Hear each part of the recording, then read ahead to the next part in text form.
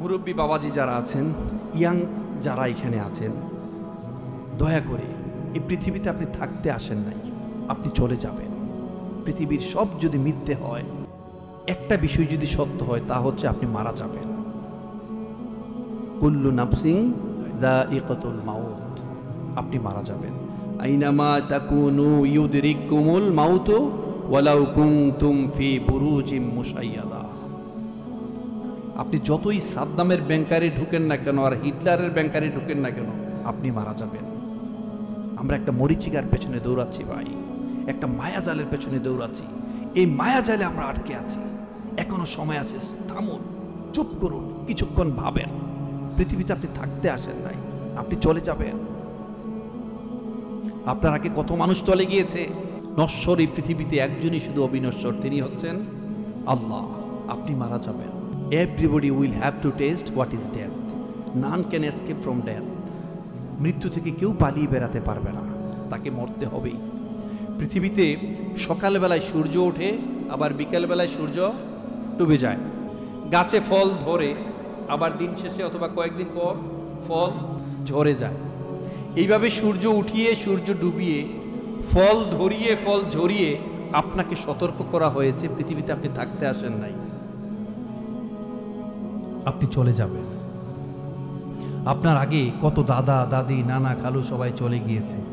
এই চলে যাওয়ার মানে হলো আপনাকে সতর্ক করা হয়েছে, আপনিও থাকতে আসেন নাই, আপনি চলে যাবেন। আপনার আগে অনেক সময় কোমলমতি বাচ্চা সন্তান, ছোট শিশু, সেও আপনার আগে চলে গিয়েছে।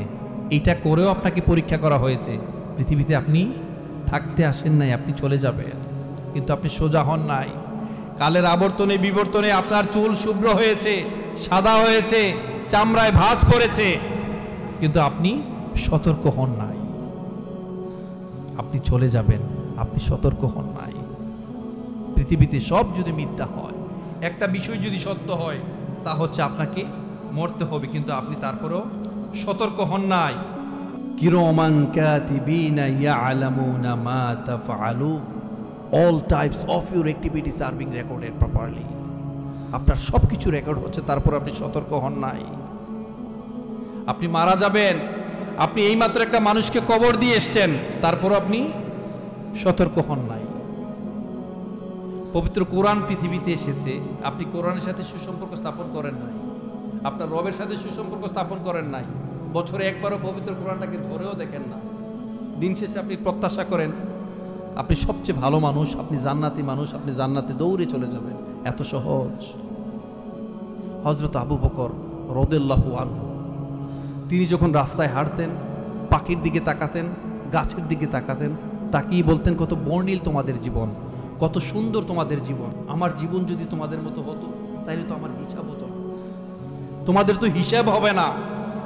আর আমরা ভাই এত সুফি সম্রাট হয়ে গিয়েছি, এত আমল বেশি হয়ে গেছে, আমরা এখনো আমল করতে পারি না, মরণ নিয়ে ভাবতে পারি না, চিন্তা করতে পারি না।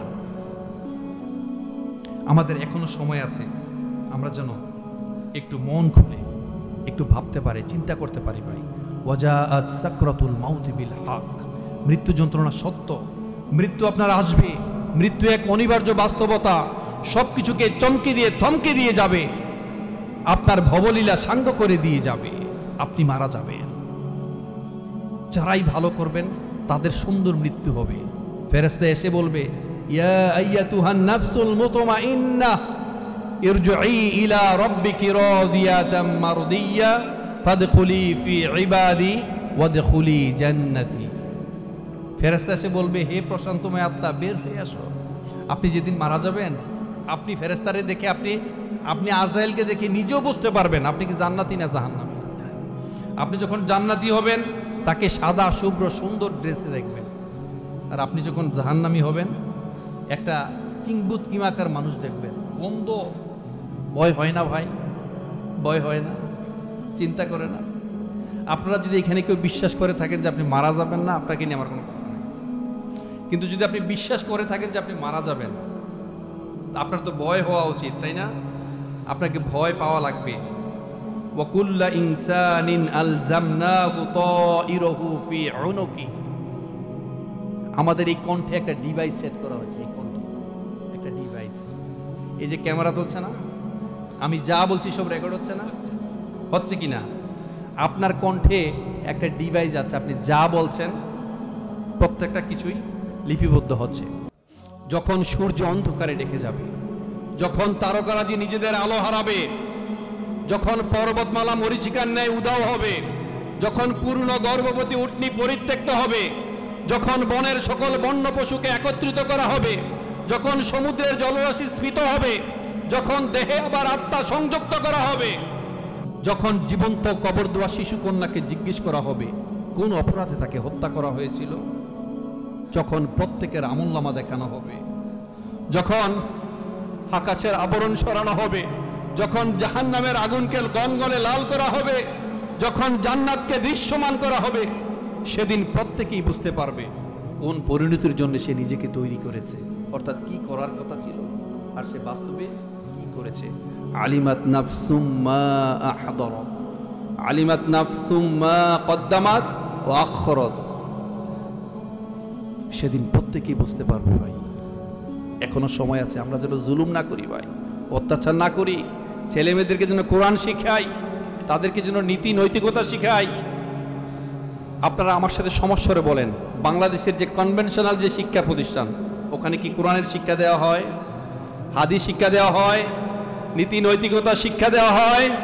যে সমস্ত শিক্ষা প্রতিষ্ঠানে কোরআন শিক্ষা দেওয়া হয় না, হাদিসের চর্চা করা হয় না, নীতি নৈতিকতা শেখানো হয় না, জান্নাত জাহান্নাম শেখানো হয় না, উপরন্তু মেধাবী বিশ্ববিদ্যালয়গুলোতে মেধাবী স্টুডেন্টদেরকে হত্যা করা হয়, ওই বিশ্ববিদ্যালয়ে ওই দেশে আর যাই হোক না কেন কখনো সোনার ছেলেরা জন্মাতে পারে না, পারে না, পারে না। ঠিক কিনা বলেন? আমরা একজন উমরের অপেক্ষায় আছি, একজন উমরের অপেক্ষায় আছি, একজন ইমাম মাহাদির অপেক্ষায় আছি, যিনি আসবেন, এসে সারা বিশ্বকে, সারা দুনিয়াকে ভালোবাসা দিয়ে, মৈত্রী দিয়ে, সাম্য দিয়ে সবাইকে এক করে ফেলবেন। আমাদের যে ব্রিটিশ আইন, এই আইনের মধ্যে ফাঁকফোকর আছে। দেখবেন যারাই বের হয়ে আসে, আলেম ওলামাদের হাতে থাকে হাত করা, ওনাদেরকে কিছু হলে ধরে নিয়ে যায়। যেই লোকটা গ্রামে কোনো মিথ্যা কথা বলে না, কোনো গীবত গায় না, কোনো পরকিয়া করে না, জেনা ব্যভিচার করে না, দোকান পাকি রাখে না, সেই লোকটা বছরের পর বছর নিজ বাড়িতে ঘুমাতে পারে নাই, তার বিরুদ্ধে মামলা হয়, হামলা হয়, তার বিরুদ্ধে আয়নাগরে রাখা হয়, তারে ঘুম করা হয়। আমাদের সেই ব্রিটিশ আইনের সিস্টেমটা হচ্ছে এই। বড় বড় রাঘব বোয়াল যারা বের হয়ে যাবে, আর যারা মশা মাছি, আসলে ব্রিটিশ আইন আর মাকড়সার জাল হচ্ছে এক। কি বললাম? ব্রিটিশ আইন আর মাকড়সার জাল এক। দেখবেন মাকড়সার জালে মশা মাছি সব আটকা পড়ে, কিন্তু যদি ইঁদুর দৌড় দেয়, যদি সাপ দৌড় দেয়, জাল সব ভেঙে নিয়ে যাবে। তারা জানে যদি ইসলামের শরিয়ার আইন চালু হয়, কোরআন হাদিসের আইন চালু হয়, তাদের পিঠের চামড়া ঠিক থাকবে না। তারা এগুলো খুব ভালো করেই জানে। তারা অন্যায় করবে, এই বিচার তাদের উপর আসবে। তবে একদিন আসবে ইনশাল্লাহ। আমরা সেই উমরের অপেক্ষায় আছি, ইমাম মাহাদির অপেক্ষায় আছি। দেশ আর বেশি দিন হবে না ইনশাল্লাহ, এদেশে কোরআনের রাজ কায়েম হবেই হবে ইনশাল্লাহ। তো ভাই, আমরা চেষ্টা করব আমরা যেন ইসলামে পরিপূর্ণভাবে প্রবেশ করি। আমরা যেন অর্ধেক ইসলাম আর অর্ধেক শয়তানের পদাঙ্ক অনুসরণ না করি। আপনি আল্লাহর কাছে বলে এসেছেন, কুল ইন্না সলাতি ওয়া নুসুকি ওয়া মাহইয়ায়া ওয়া মামাতি লিল্লাহি রাব্বিল আলামিন। আপনি আল্লাহর কাছে বলে এসেছেন, আপনার নামাজ, আপনার রোজা, আপনার কুরবানি, আপনার জীবন, আপনার মরণ সবকিছুই আল্লাহর রাহে। আপনি যে বলেছেন এটা ঠিক বলেছেন কিনা আল্লাহ একটু পরীক্ষা করার দরকার আছে না ভাই? আছে কিনা? আল্লাহ আপনাকে পরীক্ষা করবেন, বিপদ দিয়ে পরীক্ষা করবেন, ক্ষুধা দিয়ে পরীক্ষা করবেন, সন্তান হারা দিয়ে পরীক্ষা করবেন, ফসল নষ্ট করে পরীক্ষা করবেন। আপনার ঈমান আছে কিনা আল্লাহ সেটা পরীক্ষা করবেন। ওয়ানাকুসিম মিনাল আমওয়ালি ওয়াল আনফুসি ওয়াস সামারাত ওয়া বাশশিরিস সাবিরিন। আল্লাহ বলেছেন ধৈর্যশীলদের সুসংবাদ দাও, ইন্নাল্লাহা মাআস সাবিরিন। যারা ধৈর্যশীল আল্লাহ তাদের সাথে আছেন। আপনি বলেছেন আপনার সবকিছু আল্লাহর জন্য, কিন্তু আল্লাহ আবার বলেছেন আরেক আয়াতে যে অনেক মানুষ বলেছে আমি ঈমান এনেছি, পরকালের উপর ঈমান এনেছি, আসলে বাস্তবে সে ঈমান আনে নাই।